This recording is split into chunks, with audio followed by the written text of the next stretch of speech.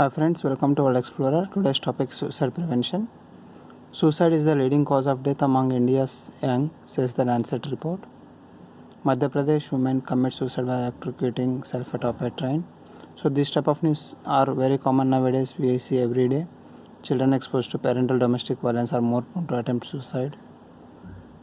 So for every 40 seconds, someone is dying by suicide. Suicide is the second leading cause of death among 15 to 29-year-olds, that is very young people. Over 8 lakh people die by suicide every year.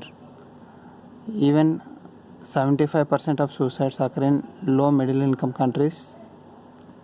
These are the key facts by World Health Organization. For every suicide, there are many more people who attempt suicide every year. A prior suicide attempt is the single most important risk factor. Ingestion of pesticide, hanging, and firearms are the major common methods of suicide globally. So in the Southeast Asian region, its suicide is highest as compared to other WHO regions. It is highest among the young and the elderly. 39% are from low middle income countries, accounting for the highest estimated number of suicides in 2012. Intentional pesticide ingestion is among the most common methods of suicide globally. So it is better to identify the suicide signs like negative view of self, sense of hopelessness, helplessness, worthlessness, isolation, agreeability, drastic mood changes, frequent talking about death, self-harm like cutting behaviors, engage in risky behaviors, making funeral arrangements, giving away the things, or making plans to give their property to someone else, making some wills, or else spending all the money on someone else. So these are all the symptoms of suicide. So identify the suicide: withdrawn behavior, inability to relate to family and friends, psychiatric illnesses, alcoholism, anxiety, panic, change in personality. It shows irritability, pessimistic symptoms, depression or apathy, change in eating and sleeping habits, and a history of earlier suicide attempt, self-hate, guilty feeling, worthless or ashamed. A recent major loss, for example, death of a loved person, divorce or separation, or any situational crisis a person is facing, family history of suicide, sudden desire to tidy up personal affairs, writing a will, etc., feeling of loneliness, helplessness and worthlessness, symptoms of severe depression, suicide notes, physical ill health, repeated mention of death or suicide. Some of the myths we have to know. If someone is talking about suicide, they may not do. It's false. Suicide is always impulsive thought. False. It's a very planned thing. Suicide is expected or natural response to stress. No. People who commit suicide are selfish and weak. Never. Even a persons who are very intelligent are prone for suicide. Even the successful people also are prone for suicide. Someone who is smart and successful would never commit suicide. It's a false statement. People who really at risk of suicide, not ambivalent about completing the act. It's not like that. If a person is having a thought of suicide, they may complete it any time. Talking about suicide with a depression person will probably cause them to commit suicide. No, it even helps them to encourage them, and they can express their feelings. It is called emotional ventilation, so that it relieves the burden on them. There is nothing can be done for a person who is suicidal. No. There are helplines, we can contact them and we can give the necessary support. People attempt suicide are not just looking for attention. It is not true always.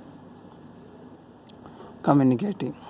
So a calm, open, caring, accepting and non-judgmental approach is required to facilitate the communication. Listen attentively, be calm, empathize with the feelings of person. Give non-verbal messages of acceptance and respect, for example, patting the shoulder. Express respect for person's opinions and values. Talk honestly and genuinely. Show concern, care and warmth. Focus on person's feelings. How not to communicate. Do not interrupt in between their talks.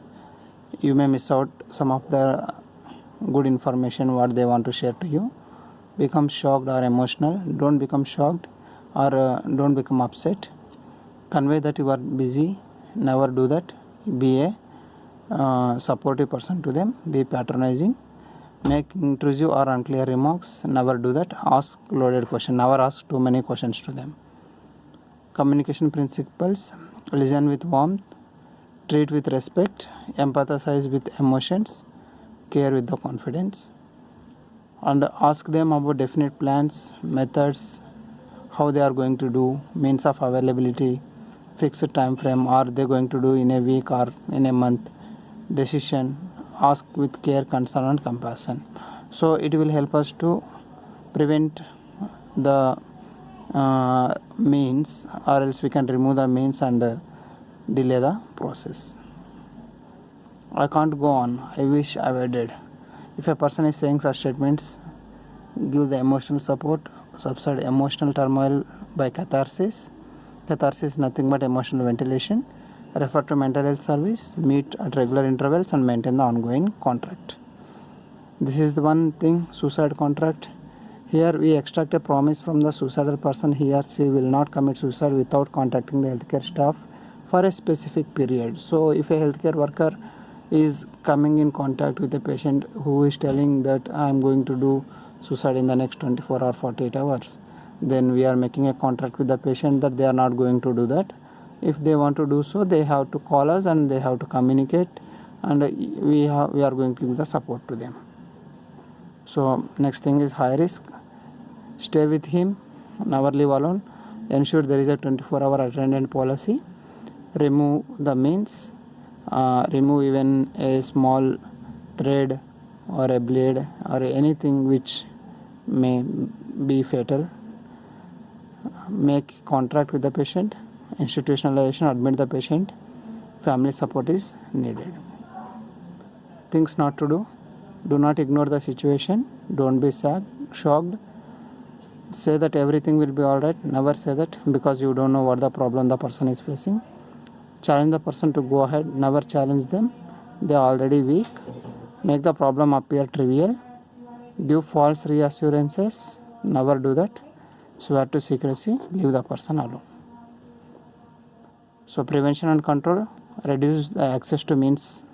Report to media in a responsible manner. Reporting by the media in a responsible manner, because media is the one which neglects this.